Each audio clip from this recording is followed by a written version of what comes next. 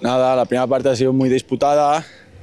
y bueno, la verdad que ahora llevamos una buena dinámica, las porterías a cero, y la segunda parte sí que es verdad que nos hemos atrevido a jugar un poquito más desde inicio y hemos hecho muy buena segunda parte.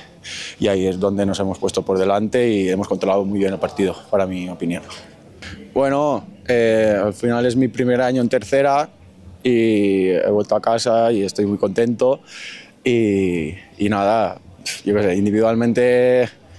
bien, normal, y colectivamente pues ahora llevamos una buena dinámica que al final se nota porque coges más confianza y tal, y la verdad que bien.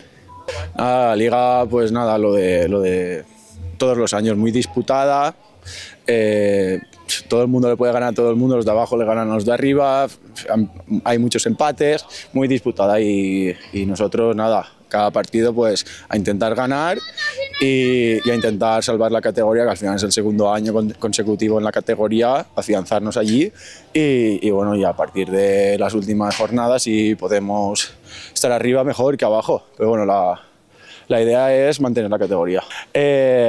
La afición que nada, que ha venido hasta aquí, siempre vienen, aunque sean pocos, pues bueno, se nota cuando se termina el partido que yo, que soy del pueblo, los conozco a todos y siempre en el pueblo te animan, aunque haya una mala rachita que hemos tenido, siempre están animándote, siempre vienen a donde sea, y la verdad que eso se nota y estoy muy contento siendo del pueblo.